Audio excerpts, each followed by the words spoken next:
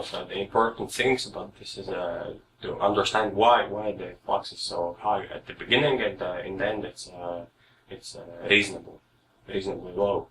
And well, as you remember from the lecture, there was that equation for heat flux, and the square root of material properties divided by 2 times time. And well, if you think logically about it, then when at the time equals 0, it's like dividing by 0, and it's illegal, and it's infinite heat flux. And actually WUFI kind of starts with 0, and then there is a higher flux, and what manages it. You'll see in the analytical model that there will be division by 0, and you actually can't see the result of 0. But well, yeah, and as the time grows, the heat flux very rapidly decreases, and we will see that in analytical model too. Okay, next up, what we have is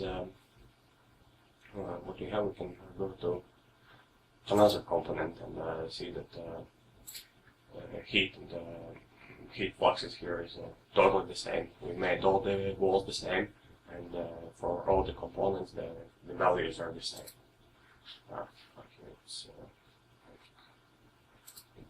Okay, there's much more walls, like 4 of them, and you can see that the heat moisture fluxes. Yeah, here it is. It's totally the same as it was previously.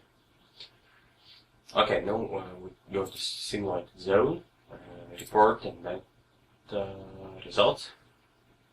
And we see the heat flows, and there's these are different heat flows, because this is heat flows from the heater. How much power the heater or cooler generates, and well, it's turned off at the beginning. You can see that it's 0 here, and then it turns on. There's a very steep jump, and it stays constant at approximately 1.4 kilowatts, and stays the same till the end of calculation. Okay, so you understood what's happening and how to interpret the results. Okay, we go back to the component, and we want our heat and moisture fluxes. We want them exported so we can compare them with analytical data.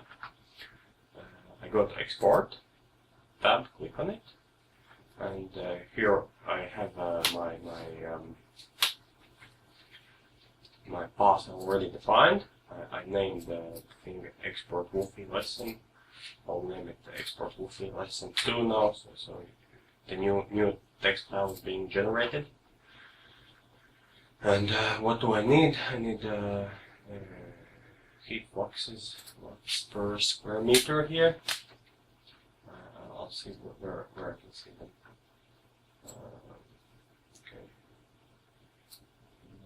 There, and then we have more space. There's actually on the heat flux outer surface. If you expand it, you can see it. Here it is, and we exported the file. It is done. Okay, I'll copy the file here. I have it already opened. Okay, I would have copied it. And, we have our results here. If we open them directly, it's quite useless.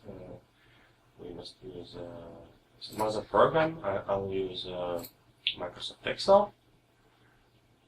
I open up, click on Open, browse, okay, works. I'll copy paste my path. I copy it, and we have an export WUFI lesson 2. I open it, and well, it offers something like this.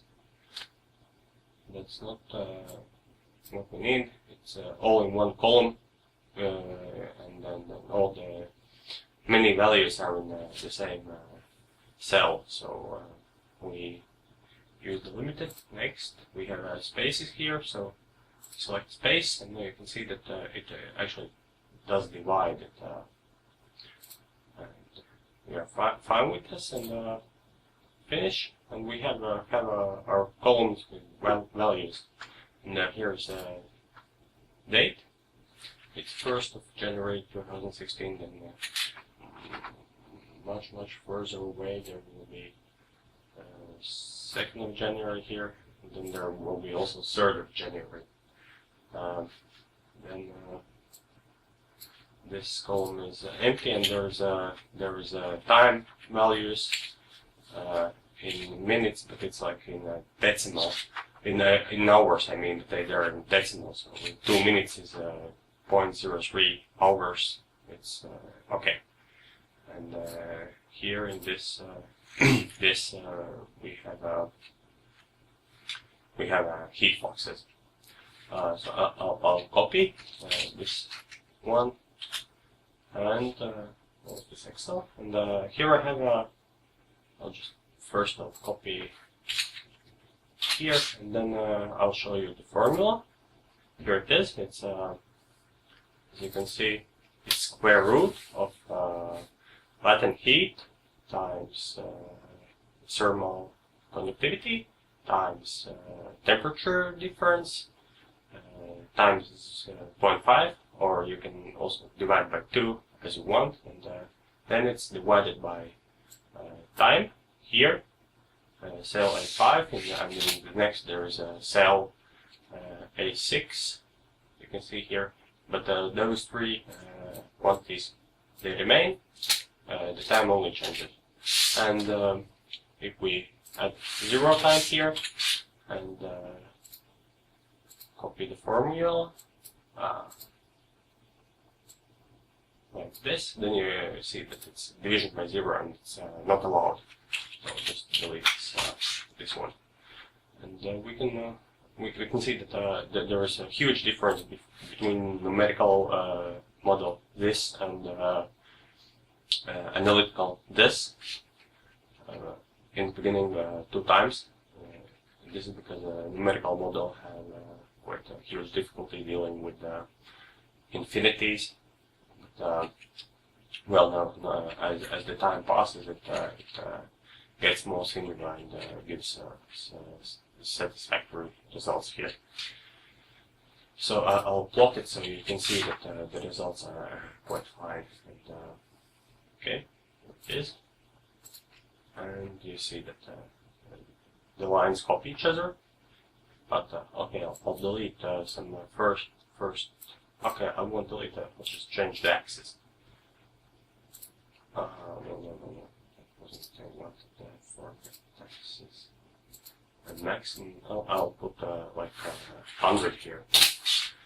And now you can see that when the heat fluxes become reasonable, at first they copy each other like perfectly, and then at this point something happens. That analytical solution goes further down, and this stays constant. And this is the point where the material did actually melt, and the cooling unit turned on. In analytical model, we have a semi-infinite space that melts to infinite amount of time. Here we have 0.3 meters of phase change material, and then at this point it has finally melted down, and cooling turned on, and it provides enough power to keep the temperature constant 22 degrees inside. So that's why the flux is constant. The process is stationary and the flux remains constant. That's all about this. I guess I have explained you everything, and I hope you will do great with your assignments. Goodbye.